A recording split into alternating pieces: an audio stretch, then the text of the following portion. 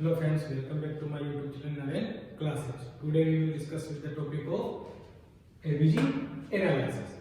Topic start करने से पहले मैं आपको बता दूं कि जो टॉपिक आज अपन पढ़ने जा रहे हैं वो एग्जाम की दृष्टि से बहुत ही इंपॉर्टेंट है, क्योंकि हर एग्जाम में एबीजी से रिलेटेड एक नया क्वेश्चन हमेशा पूछा गया है। तो आज हम देखेंगे एबीजी एनालिसिस किस प्रकार किया जाता है। स्टूडेंट्स के मन में हर बार कंफ्यूजन बना रहता है जब एबीजी से रिलेटेड क्वेश्चन आता है तो, लेकिन जो तरीका मैं आज आपको बताऊंगा उस तरीके से अपन एबीजी के जो क्वेश्चन आते हैं वो बहुत ही इजीली सोल्व कर पाएंगे। तो वीडियो को एंड तक जरूर देखें। तो स्टार्ट करते हैं आज का टॉपिक एबीजी एनालिसिस। तो एबीजी एनालिसिस स्टार्ट करने से पहले सबसे पहले मैं आपको बता दूं जो एबीजी की जो फुल फॉर्म है वो क्या होती है, आर्टीरियल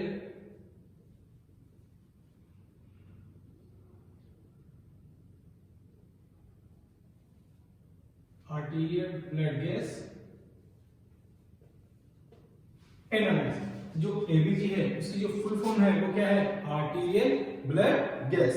इस प्रकार अपन आज क्या करेंगे, एबीजी देखेंगे। तो एबीजी से करने से पहले कुछ अपने को बेसिक्स इंस्ट्रक्शन या अपन बोल सकते हैं बेसिक्स बातें ध्यान में रखनी होती है। तो सबसे पहले अपन वो जानेंगे कौन कौन सी बेसिक्स होती है।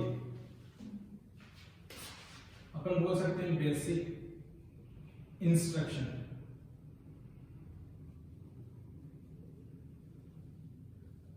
कौन कौन सी बातों का अपने को ध्यान में रखना होता है जब अपन एबीजी करते हैं।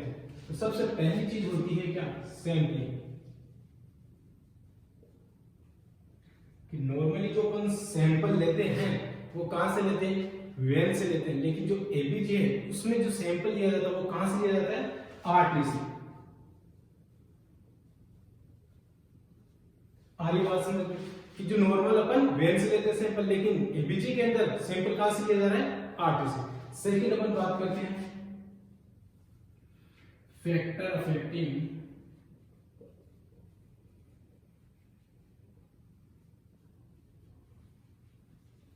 रीजन।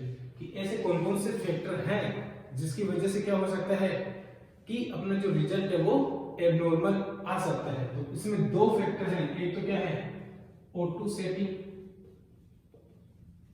और दूसरी क्या है, सक्शनिंग।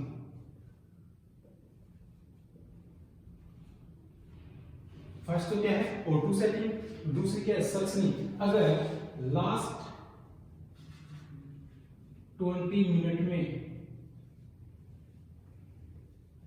इन लास्ट 20 मिनट्स, अगर लास्ट के 20 मिनट में क्या करा है अपने, या तो O2 सेटिंग्स के अंदर चेंज करा है या फिर सक्शन करी है, तो जो अपनी एबीजी की रिपोर्ट है वो क्या हो जाएगी, इनवैलिड हो जाएगी। या फिर अपन बोल सकते हैं जो रिपोर्ट आएगी वो क्या आएगी, रॉन्ग आएगी। कि जो अपन को डाटा चाहिए वो इसमें नहीं मिल पाएगा जो अपन को चाहिए। क्यों, क्योंकि सक्शनिंग और O2 सेटिंग में चेंज करने से जो उसका डाटा है वो क्या हो जाता है, चेंज हो जाता है।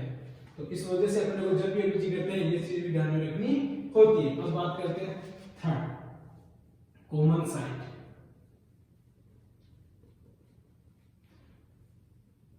तो कौन कौन सी कॉमन साइट है जहां से अपन एबीजी लेते हैं। तो इसकी मोस्ट इंपोर्टेंट जो साइट है वो कौन सी है, रेडियल आर्टरी। उसके बाद ब्रेकियल आर्टरी,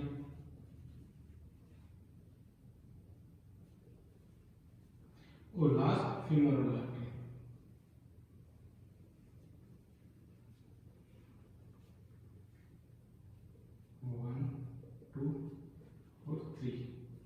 ठीक है, तो ये अपने पास तीन क्या हो गई, कॉमन साइट। अब एग्जाम में अगर पूछ ले कि मोस्ट कॉमन साइट कौन सी है, तो ये क्या है अपनी मोस्ट कॉमन। रेडियल है वो मोस्ट कॉमन है। उसके बाद सेकंड मोस्ट कौन सी है, सेकंड मोस्ट ब्रेकियल। और थर्ड मोस्ट कौन सी है, फीमोरल है। अब देखो इनको क्यों माना, फर्स्ट इसको क्यों माना, ब्रेकियल को सेकंड क्यों माना और फीमोरल को थर्ड क्यों माना। इसके पीछे जो रीजन है वो क्या है, प्रेशर। कि जो रेडियल आर्टरी है उसमें ब्रेकियल और फीमोरल की तुलना में प्रेशर क्या होता है, कम होता है, इसलिए इसको मोस्ट कॉमन माना। ब्रेकियल को फीमोरल से पहले या प्रीफर मानना, क्यों? क्योंकि जो ब्रेकियल का प्रेशर है वो फीमोरल आर्टरी से कम होता है, और फीमोरल आर्टरी में प्रेशर ज्यादा होने की वजह से चांसेस किसके रहते हैं? ब्लीडिंग ज्यादा होने के चांसेस रहते हैं। इसलिए क्या करा, इसको अपन ने थर्ड मोस्ट माना, और इसका ऊपर जो साइट है वो लास्ट में यूज करते हैं। अब कॉमन साइट को याद करने का तरीका, क्योंकि उसके लिए अपन ने एक ट्रिक रखी है। जैसे क्या होती है अपने पास आरबीसी, ठीक है, उसी प्रकार इसको याद रखने का तरीका है आरबीएफ। जैसे होती है अपने पास आरबीसी, वैसे एक याद रखें आरबीएफ। तो इस प्रकार अपन क्या करेंगे, कॉमन साइट भी याद हो जाएगी, और प्लस में क्या होगा, फर्स्ट सेकंड थर्ड कौन सी है वो भी याद हो जाएगी। फर्स्ट कौन सी है? आर से रेडियल, बी से सेकंड कौन सी है? ब्रेकियल, और एफ से थर्ड कौन सी है? फीमोरल। इस प्रकार अपन कॉमन साइट भी याद रख सकते हैं। अब बात करते हैं अपन फोर्थ पॉइंट की। थर्ड पॉइंट में अपन देखा कॉमन साइट, अब बात करेंगे फोर्थ पॉइंट, सीरीज।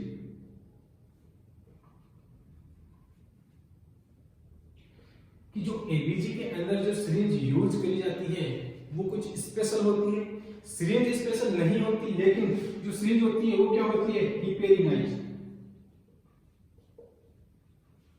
ये है इसकी बात, खासियत बात ये है इसकी, जो सिरिंज होती है वो क्या होती है? हिपेरिनाइज होती है। और लास्ट टॉपिक क्या है इंस्ट्रक्शन का? Allen test. कि जब भी एबीजी अपन परफॉर्म करते हैं और रेडियल आर्टरी चूज करते हैं तो उसमें क्या करा जाता है? एलन टेस्ट किया जाता है। अब जो बात करें एलन टेस्ट क्या होता है, तो इसका अपन डिस्क्रिप्शन में क्या करेंगे, पूरा प्रोसीजर अभी देखेंगे। तो अभी नेक्स्ट अपन देखेंगे एलन टेस्ट क्या होता है।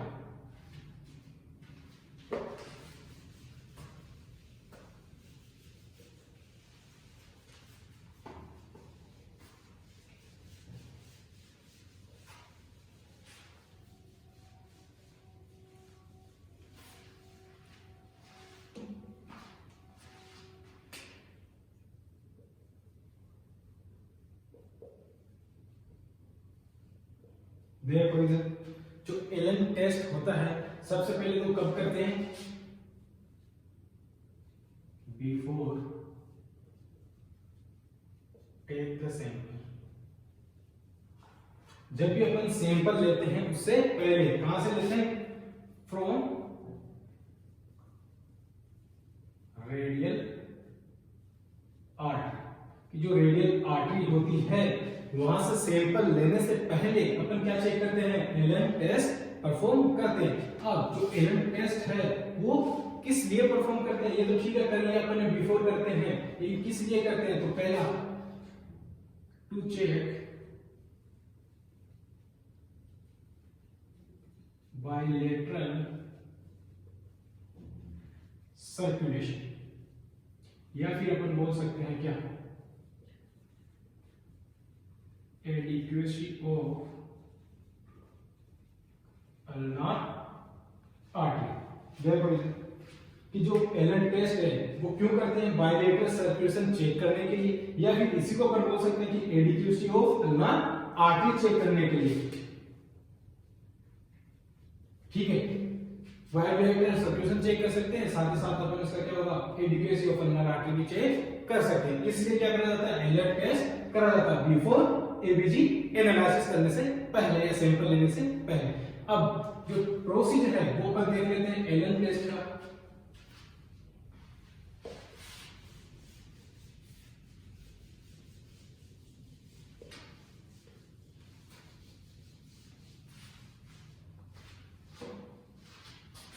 Procedure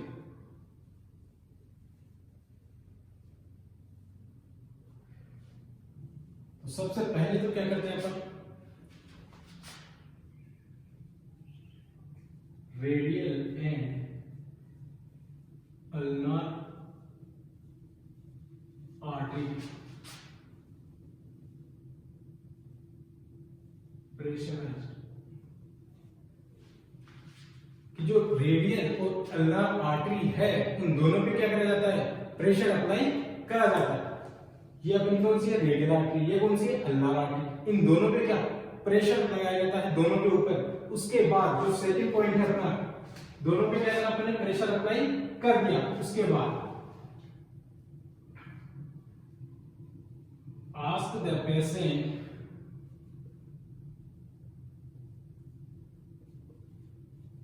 to close and open the hand. उसके बाद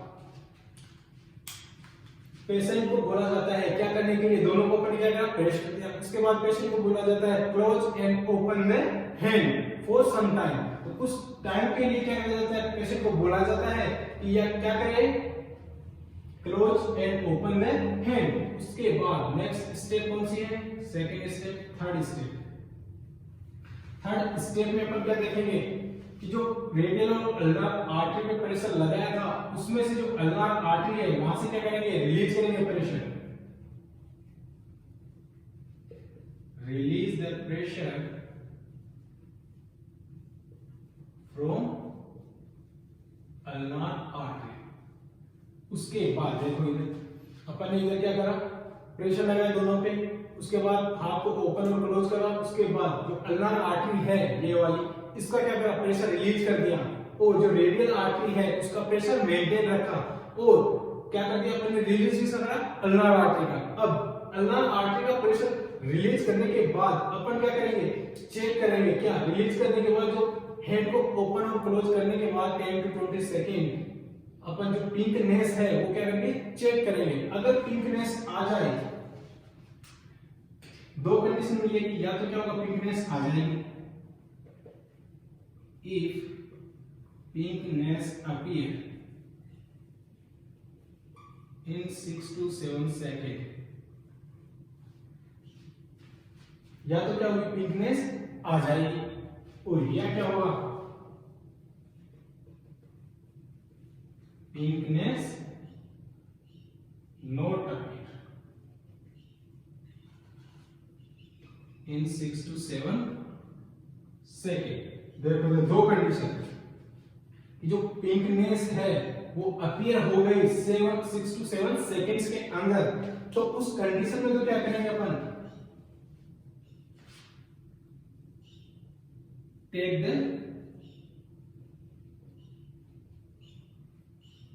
सैंपल।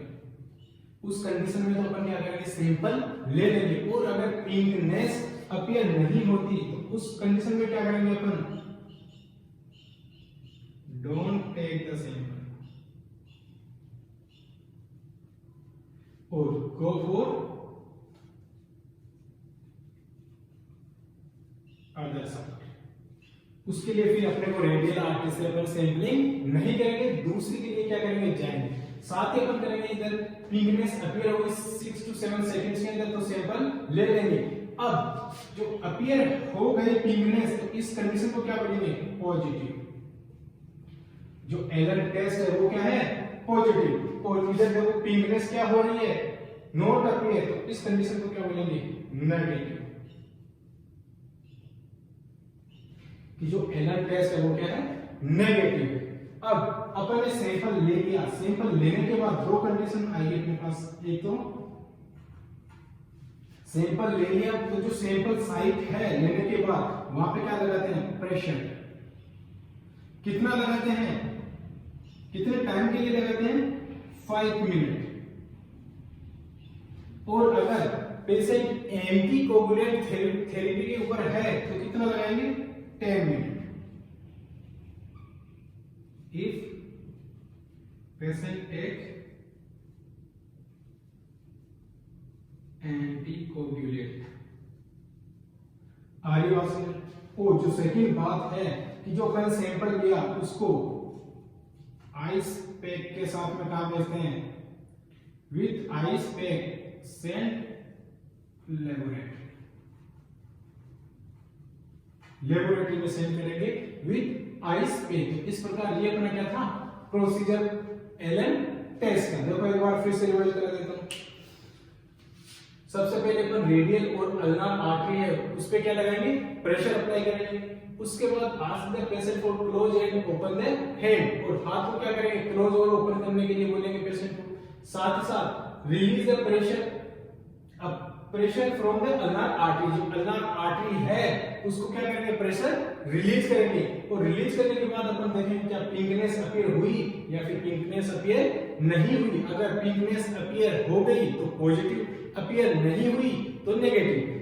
अब अगर पॉजिटिव आ रहा है मतलब पिंकनेस अपीयर हो गई तो उस कंडीशन में अपन क्या करेंगे, सैंपल को ले लेंगे। और अगर पिंकनेस अपीयर नहीं हुई तो उस कंडीशन में अपन क्या करेंगे कि डोंट टेक द सैंपल और गो फॉर अदर साइड। और इधर सैंपल लेने के बाद अपने दो काम करने रहेंगे, प्रेशर अप्लाई करेंगे। और जो प्रेशर अप्लाई करेंगे वो नॉर्मल प्रेशर में 5 मिनट के लिए करेंगे। और पेशेंट अगर एंटी कोगुलेंट ले रहा है तो उस कंडीशन में 10 मिनट्स के लिए करेंगे। और साथ ही जो सैंपल लिया उसको आइस पैक के साथ में लेबोरेटरी में सेंड करते हैं। तो ये क्या था अपना हेलन टेस्ट। अब बात करते हैं अपन नॉर्मल वैल्यू ऑफ एबीजी।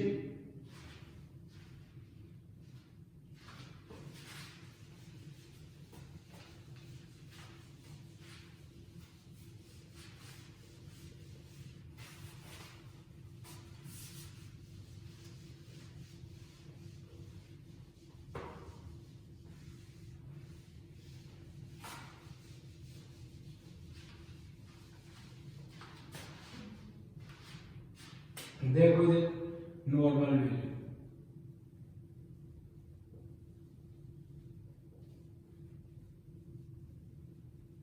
जो एबीजी है उसकी नॉर्मल वैल्यू। तो एबीजी में अपन क्या क्या देखते हैं, एक तो पीएच देखते हैं, दूसरी क्या देखते हैं CO2 देखते हैं, उसके बाद में O2 देखते हैं और HCO3 देखते हैं।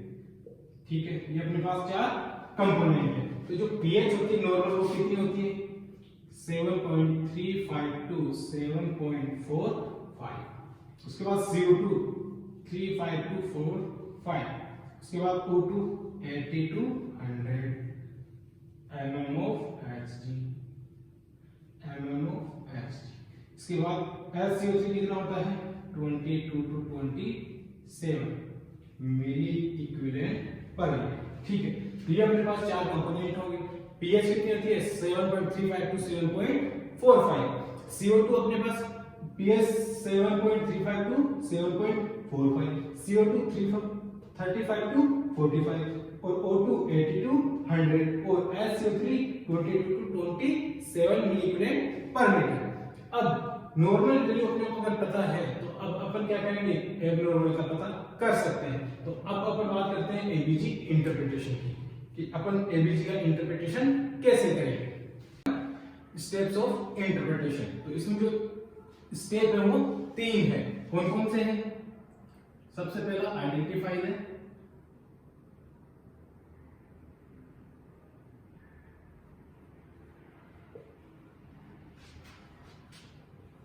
एसिडोसिस और एल्केलोसिस, और ये किससे करेंगे पीएच से। तो दूसरा है वो है आइडेंटिफाई द रेस्पिरेटरी और मेटाबॉलिक, ये किससे करेंगे CO2 से और HCO3 से। और जो थर्ड है वो है कंपनसेशन।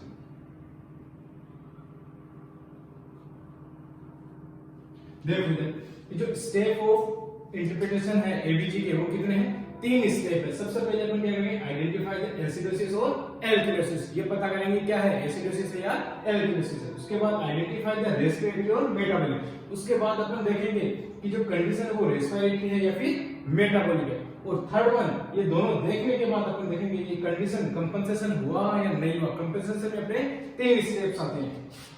और कौन से? फर्स्ट तो क्या होगा, फुल्ली कंपनसेटेड, दूसरा क्या होगा पार्शियली कंपनसेटेड,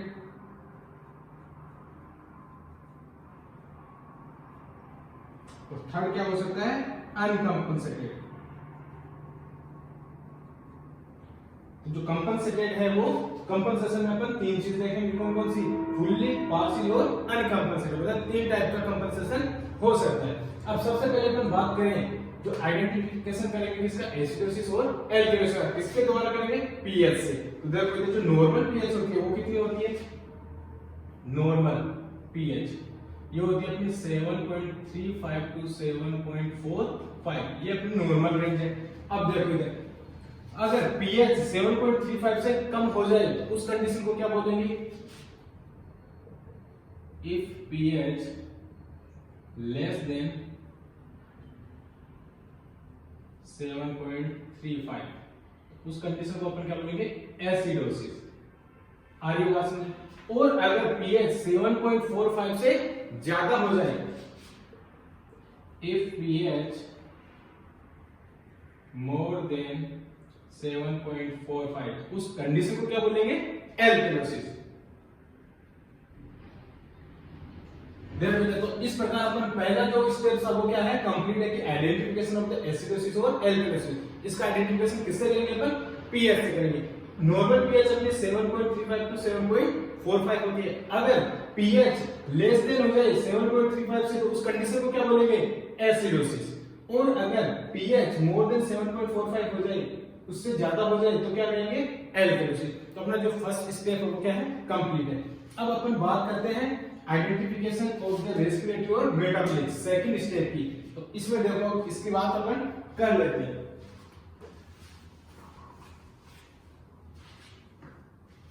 कि जो आइडेंटिफिकेशन करेंगे अपन रेस्पिरेटरी और मेटाबॉलिक, ये किससे करेंगे? CO2 और HCO3। देखो सबसे पहले जब भी अपन आइडेंटिफिकेशन करते हैं तो जो CO2 है और HCO3 है, इन दोनों का क्या करते हैं अपन? नॉर्मल रेंज देखते हैं। तो सबसे पहले अपन जो फर्स्ट स्टेप करते हैं वो कौन सी होती है? CO2। अगर CO2 का रेंज है वो नॉर्मल है या डेविएशन है, उसके बाद ही अपन क्या करेंगे? HCO3 के ऊपर जाएंगे। देखो इधर कि जो रेस्पिरेटरी का इंडिकेटर है,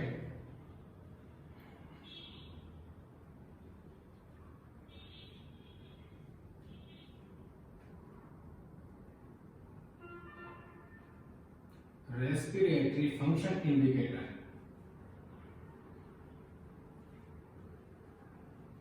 वो कौन है? CO2 है। और जो CO2 का नेचर है वो कैसा होता है? एसिडिक। आगे बात समझिए कि जो रेस्पिरेटरी फंक्शन इंडिकेटर है कि रेस्पिरेटरी या मेटाबॉलिक है, इसमें से जो रेस्पिरेटरी का अपने को पता कौन चलाएगा? CO2। कि CO2 अगर एबनॉर्मल है तो उस कंडीशन में अपन को क्या इंडिकेट करेगा कि कंडीशन कौन सी है? रेस्पिरेटरी। और जो मेटाबॉलिक कंडीशन है उसका इंडिकेटर कौन सा है? Metabolic function indicator. ये कौन सा है? HCO3। HCO3। तो इसका नेचर कौन सा होता है? बेस। आगे बात समझ में कि जो CO2 है वो किसका इंडिकेटर है? रेस्पिरेटरी का। और जो HCO3 है वो किसका इंडिकेटर है?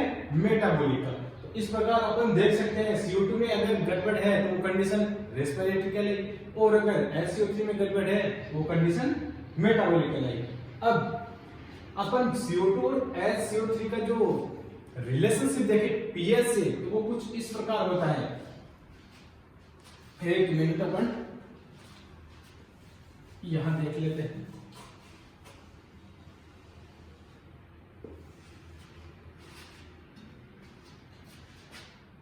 अगर बात करें पीएच और HCO3 अपॉन CO2, बात करें कि रिलेशनशिप की पीएच और HCO3 के बीच और CO2 के बीच, तो कुछ क्या रहता है कि pH proportional to HCO3 upon CO2। इससे अपन बोल सकते हैं कि अगर pH क्या होगी? इंक्रीज होगी तो HCO3 भी क्या होगा? इंक्रीज होगा। और अगर pH क्या होगी? डिक्रीज होगी तो HCO3 भी क्या होगा? डिक्रीज होगा। मतलब जो pH के साथ साथ में HCO3 भी क्या हो रहा है? कम या ज्यादा हो रहा है। कि pH के समानुपाती है क्या? HCO3। और वही बात करें अपन किसकी? CO2 की। तो अगर pH क्या होगी? कम होगी तो CO2 क्या होगा? अपोजिट डायरेक्शन में होगा, ज्यादा होगा। तो कंडीशन कौन सी होगी? रेस्पिरेटरी। और अगर pH क्या हो रही है? ज्यादा हो रही है तो CO2 क्या होगा? कम होगा। मतलब जो pH और CO2 के बीच में जो रिलेशनशिप है वो क्या है? अपोजिट है। और HCO3 के साथ रिलेशन है वो क्या है? समानांतर है। मतलब pH बढ़ेगी तो HCO3 बढ़ेगा और pH घटेगी तो HCO3 भी घटेगा। इस कंडीशन को या फिर इस फॉर्मूले से अपन इनको याद रख सकते हैं। साथ ही साथ जो अपनी ट्रिक है वो है रोम। इससे भी याद कर सकते हैं। रोम से देखो रेस्पिरेटरी, और ओ से अपोजिट, ठीक है, और मेटाबॉलिक में इक्वल। इस प्रकार अपन ये ट्रिक है, इससे भी याद कर सकते हैं, चाहे तो फॉर्मूले से याद कर लो, चाहे तो ट्रिक से याद कर लो। आर से रेस्पिरेटरी, ओ से अपोजिट, एम से मेटाबॉलिक, ई से इक्वल। कि रेस्पिरेटरी में अपोजिट होता है और मेटाबॉलिक में इक्वल होता है। तो इस प्रकार अपने पास ये पीएच का रिलेशनशिप हो गया। अब अपन बात करते हैं कि रेस्पिरेटरी और मेटाबॉलिक की। जो रेस्पिरेटरी है वो क्या हो सकता है, एसिडोसिस और एल्कलोसिस दोनों हो सकता है। वहीं बात करें मेटाबॉलिक में, तो मेटाबॉलिक में भी एसिडोसिस और एल्कलोसिस दोनों हो सकता है। इसको अपन देख लेते हैं।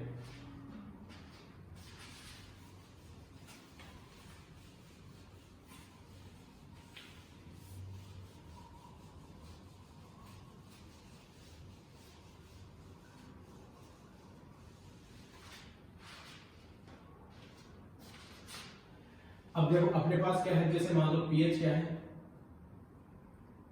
डिक्रीज हो रही है, तो CO2 के ऊपर क्या प्रभाव पड़ेगा। अगर पीएच डिक्रीज है और CO2 क्या है, इंक्रीज है, तो दोनों अपोजिट है, एक ही डायरेक्शन में है, दोनों क्या है, अपोजिट है। पीएच डिक्रीज हो रही है और CO2 इंक्रीज हो रही है, तो कंडीशन कौन सी कहलाएगी, रेस्पिरेटरी। आर्य बात समझ में। रेस्पिरेटरी क्यों कहलाएगी, कि जो रेस्पिरेटरी का इंडिकेटर है वो क्या है, CO2 है। अगर पीएच क्या हो रही है कम और CO2 क्या हो रही है ज्यादा, तो कंडीशन रेस्पिरेटरी। और पीएच कम हो रही है तो उसको क्या बोलते हैं, एसिडोसिस। तो एक कंडीशन तो अपने पास ये हो गई, रेस्पिरेटरी एसिडोसिस। दूसरी कंडीशन देखो, पीएच क्या हो रही है, ज्यादा हो रही है, और CO2 क्या हो रही है, कम हो रही है। ये दोनों भी क्या हो रही है, अपोजिट, पीएच ज्यादा और CO2 कम। तो ये क्या कहलाएगी कंडीशन, रेस्पिरेटरी। रेस्पिरेटरी कहां से लिया, CO2 से। क्यों, क्योंकि पीएच और CO2 दोनों क्या है, एक दूसरे के अपोजिट, और अपोजिट हो तो कंडीशन कौन सी कहलाती है, रेस्पिरेटरी। और बात करें एसिडोसिस और एल्कलोसिस की, तो जो पीएच है वो कम हो रही है ज्यादा, और पीएच ज्यादा होती है उसको क्या बोलते हैं, एल्कलोसिस। एक कंडीशन अपने पास ये होगी। अब बात करते हैं अपन CO3 की, HCO3। पीएच क्या हो रही है, कम हो रही है, और HCO3 है वो क्या हो रहा है, कम हो रहा है। तो अगर पीएच के साथ साथ में जो HCO3 का जो रिलेशन है वो कैसा रहता है, समानांतर, एक दूसरे के समान। तो पीएच भी कम हो रही है और HCO3 भी कम हो रहा है, तो कंडीशन कौन सी होगी, मेटाबॉलिक। और इधर देखो पीएच कम हो रही है, ज्यादा हो रही है, कम हो रही है, कम को क्या बोलते हैं, एसिडोसिस। आगे बात सुनो। अब बात करें पीएच क्या हो रही है, ज्यादा हो रही है, और HCO3 भी क्या हो रहा है, ज्यादा हो रहा है। इस कंडीशन को क्या बोलेंगे, metabolic alkalosis.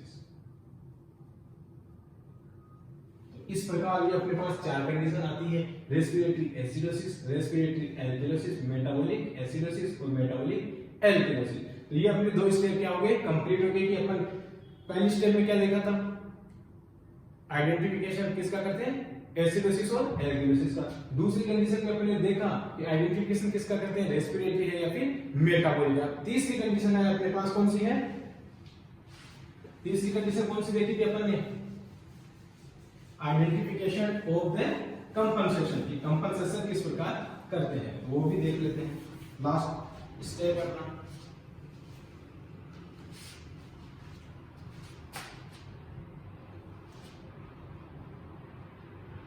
Identification of compensation. अब जो कंपनसेशन है वो कितने टाइप का था अपने पास, तीन टाइप का। पहला कौन सा है, फुल्ली कंपनसेटेड। दूसरा कौन सा था, पार्शियल कंपनसेटेड। तीसरा कौन सा था, अनकंपनसेटेड। अब देखो इधर तीनों में अपन क्या क्या देखेंगे? सबसे पहले तो अपन पीएच देखेंगे, उसके बाद क्या देखेंगे? CO2 देखेंगे और उसके बाद HCO3। ये अपने क्या स्टेज में सबसे पहले हमें पीएच देखनी होती है, उसके बाद में CO2 देखना होता है, उसके बाद में HCO3 देखेंगे। अगर पीएच और CO2 गड़बड़ है उसका मतलब कंडीशन क्या है? रेस्पिरेटरी। और अगर पीएच और CO2 गड़बड़ नहीं है तो अपन देखेंगे फिर HCO3। तो गड़बड़ कहां होगी? फिर HCO3। स्टार्ट करते हैं। फुली कंपनसेटेड में जो पीएच है वो क्या रहती है? नॉर्मल। और CO2 और HCO3 दोनों क्या रहती है? एबनॉर्मल। ये भी क्या है? एबनॉर्मल। ठीक है। अब बात करें अपन पार्शियली कंपनसेटेड के अंदर। तो पार्शियली कंपनसेटेड में देखो जो पीएच है वो कहां रहेगी? Border line. बॉर्डर लाइन या फिर अपन इसको क्या बोल सकते हैं? बॉर्डर लाइन पे मतलब नॉर्मल नहीं है तो मतलब एबनॉर्मल। और साथ ही CO2 और HCO3 भी क्या रहेंगे? एबनॉर्मल।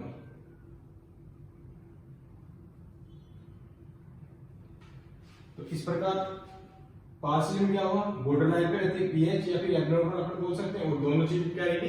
एबनॉर्मल। अब बात करते हैं अनकंपनसेटेड। अनकंपनसेटेड में जो पीएच है वो क्या रहेगी? एबनॉर्मल। और साथ ही बात करें CO2 और HCO3 की, तो इनमें से एक चीज तो क्या रहेगी? नॉर्मल, और एक चीज abnormal. Normal and other abnormal. मतलब हम बोल सकते हैं कि एक चीज तो क्या रहेगी इसमें? नॉर्मल, और दूसरी अदर या सेकंड, या फिर अपन बोल सकते हैं एंड वन एबनॉर्मल। ठीक है। अब देखो एक बार इधर फुल्ली कंपनसेटेड में पीएच नॉर्मल, बाकी दोनों एबनॉर्मल। पार्शियली कंपनसेटेड में तीनों क्या है? एबनॉर्मल। और अनकंपनसेटेड में क्या है? पीएच तो क्या है? एबनॉर्मल, और बाकी दोनों में एक नॉर्मल रहेगी और एक एबनॉर्मल रहेगी। अब कौन सी रहेगी नॉर्मल, कौन सी एबनॉर्मल? ये दोनों कौन सी भी हो सकती है, ऐसा स्पेसिफिक नहीं है। अगर कंडीशन क्या रहेगी? CO2 वाली, तो CO2 तो क्या रहेगी? CO2 मतलब कि जो कंडीशन रेस्पिरेटरी रहेगी तो उसमें CO2 एबनॉर्मल रहेगी और HCO3 नॉर्मल रहेगी। और वही बात करें अगर अपन मेटाबॉलिक कंडीशन है तो मेटाबॉलिक में अगर देखें कि कंडीशन मेटाबॉलिक बिगड़ रही है उसमें HCO3 क्या रहेगा? नॉर्मल, और CO2 नॉर्मल। दोनों में से कोई भी हो सकती है। अब अपन बात करते हैं इसके क्वेश्चन की। तो इस प्रकार अपनी ये क्या थी? तीनों स्टेप अपन ने पढ़ ली। अब जो एग्जाम में क्वेश्चन आता है वो किस प्रकार आते हैं वो भी देख लेते हैं।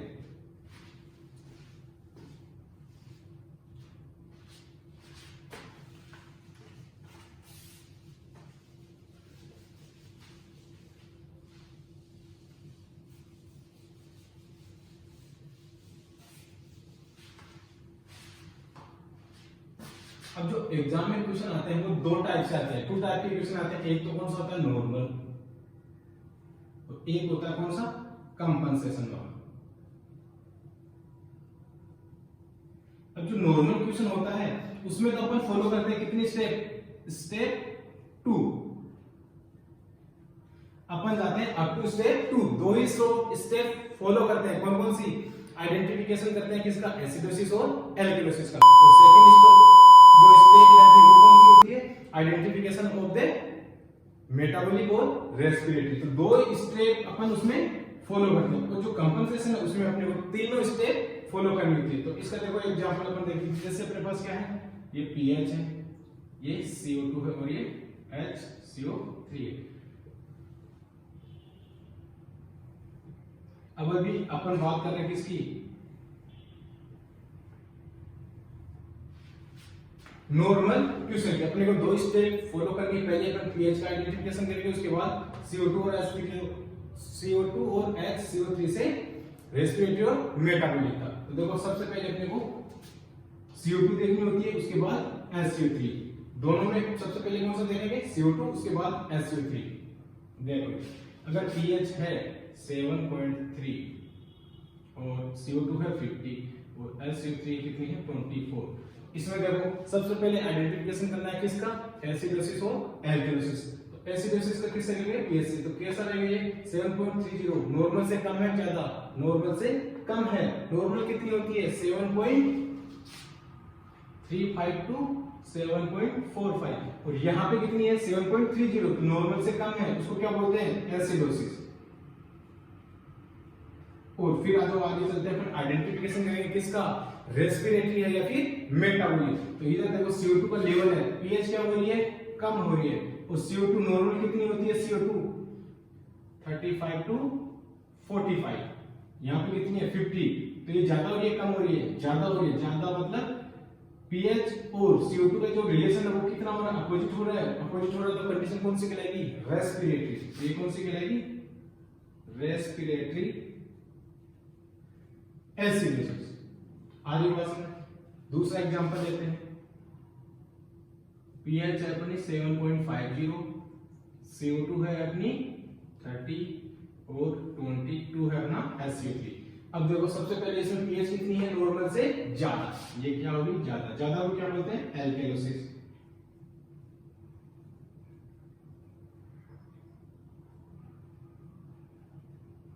अब बात करते हैं अपन CO2 की, तो CO2 क्या हो रही है, नॉर्मल से कम हो रही है, ये हो गई, दोनों क्या हो गई वापस अपोजिट, तो कंडीशन कौन सी, रेस्पिरेटरी एल्केलोसिस।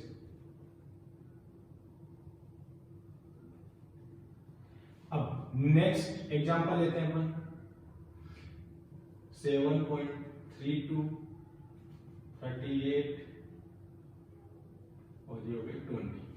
पीएच इसमें कितनी हो रही है, कम हो रही है, और CO2 का लेवल कितना है 35 और 44 के बीच में क्या हो रहा है, नॉर्मल है, तो ये क्या होगी अपनी नॉर्मल। चलो अगर ये नॉर्मल है तो नेक्स्ट स्टेप पे आ जाओ, SO3 कितना है 20, और नॉर्मल रेंज कितनी होती है इसकी 22 टू 27, तो यहाँ पे कितनी है 20, तो नॉर्मल से कम हो रहा है, कम हो रहा है, तो ये क्या हो गया बिलो। तो पीएच भी कम हो रही है, SO3 भी कम हो रहा है, दोनों कंडीशन कम, तो कंडीशन कौन सी हो जाएगी 7.30 से, तो अपन ने क्या लिया एसिडोसिस। और SO3 भी कम हो रहा है, पीएच भी कम हो रही है, दोनों का रिलेशन क्या है, कम है, तो ये क्या कहलाएगी कंडीशन मेटाबॉलिक। इस प्रकार ये क्या थे अपने नॉर्मल क्वेश्चन। अब अपन बात करते हैं कंपनसेशन वाले क्वेश्चन की।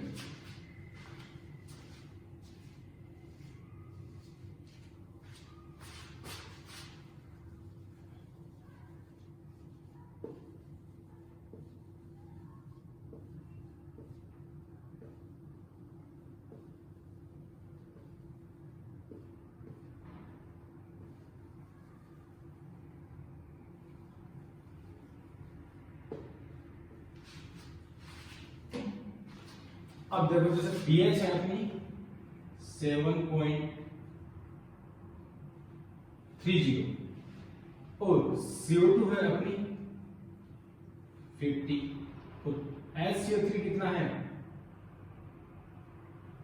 30। अब देखो सबसे पहले अपने को आइडेंटिफिकेशन करना है पीएच का, तो पीएच क्या हो रही है, कम हो रही है, और CO2 कितनी हो रही है, ज्यादा हो रही है, और SO3 कितना हो रहा है, ज्यादा हो रहा है। अब देखो ये कंडीशन, इसमें तीनों चीज क्या है एबनॉर्मल है, तो तीनों चीज एबनॉर्मल है, तो कौन सी कंडीशन कहलाएगी 7.30 ये कौन सी कंडीशन है एसिडिक, एसिडोसिस बोल सकते हैं, ठीक है। उसके बाद CO2 भी बढ़ रही है और SO3 भी बढ़ रहा है, और यहाँ पे पीएच क्या हो रही है एबनॉर्मल है, तो तीनों चीज कौन सी में गड़बड़ हो रही है, कौन सी थी पार्शियल में, तो अपन इसको क्या बोल सकते हैं पार्शियल। और अब देखो कंडीशन कौन सी देखेंगे अपन CO2 और SO3 में से, पीएच घट रही है और CO2 बढ़ रही है, तो दोनों क्या है अपोजिट है। अगर कंडीशन अपन देखें पीएच घट रही है और SO3 बढ़ रहा है, तो जब ये दोनों क्या होती कम होती तब तो अपन क्या मानते हैं मेटाबॉलिक, लेकिन यहाँ पे क्या हो रहा है CO2 तो क्या हो रही है कम और ये पीएच तो क्या हो रही है कम और CO2 क्या हो रही है ज्यादा, दोनों क्या है अपोजिट, तो कंडीशन कौन सी हो गई रेस्पिरेटरी। तो ये कंडीशन कौन सी कहलाएगी रेस्पिरेटरी एसिडोसिस पार्शियली कंपनसेटेड। अपन बोल सकते हैं क्या रेस्पिरेटरी एसिडोसिस पार्शियली कंपनसेटेड।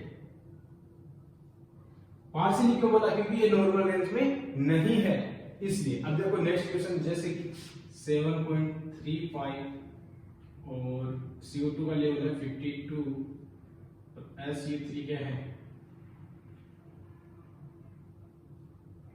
32। देखो सेम कंडीशन, पीएच क्या हो रही है नॉर्मल है, और अब देखो इसमें नॉर्मल के बाद में CO2 कितनी है 52 है और SU3 कितना है 32 है। ये है नॉर्मल, लेकिन कौन सी बॉर्डर पे है लोअर बॉर्डर पे, तो ये कंडीशन लोअर पे है और CO2 अपर बॉर्डर पे, ये दोनों कंडीशन कौन सी होगी अपोजिट। तो SU3 भी क्या हो रही है ज्यादा हो रही है, तो पीएच तो कम की तरफ है लोअर बॉर्डर पे है, इसलिए इसको क्या माना कम, और CO2 क्या है ज्यादा है, SU3 भी क्या है ज्यादा है। इस प्रकार ये क्या हो गया अपना एसिडोसिस। और कौन सा रहेगा अपोजिट डायरेक्शन में, तो CO2, तो CO2 किसका इंडिकेटर है रेस्पिरेटरी, यहां पे रेस्पिरेटरी। और जो कंडीशन है ये कौन सी कहलाएगी नॉर्मल है पीएच, तो पीएच नॉर्मल हो और बाकी दोनों क्या हो एबनॉर्मल, कौन सी कंडीशन कहलाती है कंपनसेशन। तो रेस्पिरेटरी एसिडोसिस फुल्ली कंपनसेटेड, इसको फुल्ली कंपनसेटेड क्यों बोला, क्योंकि जो पीएच अपनी वो क्या आ गई विद इन नॉर्मल रेंज। अब अपन नेक्स्ट क्वेश्चन देखते हैं, पीएच कितनी है 7.50, CO2 कितनी है 30 और SU3 22। अब देखो इसमें पीएच क्या है ज्यादा हो रही है, इसको क्या बोलेंगे एल्केलोसिस, और CO2 कितनी हो रही है कम हो रही है, नॉर्मल से कम है, और SU3 नॉर्मल लेवल पे, पीएच ज्यादा CO2 कम, ये दोनों अपोजिट है, तो कंडीशन कौन सी रेस्पिरेटरी। और अब देखो पीएच क्या है इसमें ज्यादा, CO2 क्या है कम है, दोनों क्या है एबनॉर्मल, पीएच तो क्या है इसमें एबनॉर्मल, और दोनों में एक चीज क्या है नॉर्मल और एक चीज एबनॉर्मल, तो कौन सी कंडीशन थी अनकंपनसेटेड, तो क्या बोल सकते हैं रेस्पिरेटरी एल्केलोसिस अनकंपनसेटेड। इस प्रकार ये अपने पास कौन से क्वेश्चन थे कंपनसेशन वाले, दोनों क्वेश्चन अपन ने देख लिए, एग्जाम में किस तरीके से पूछा जाएगा वो आपको अटेम्प्ट करना आना चाहिए। अब बात करते हैं लास्ट क्वेश्चन की, वो भी देख लेते हैं कि जब एसिडोसिस और एल्केलोसिस होता है उस टाइम कौन सा इलेक्ट्रोलाइट इम्बैलेंस होता है।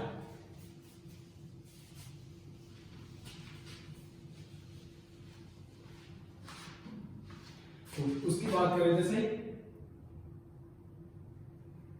in acidosis increase potassium level or in alkalosis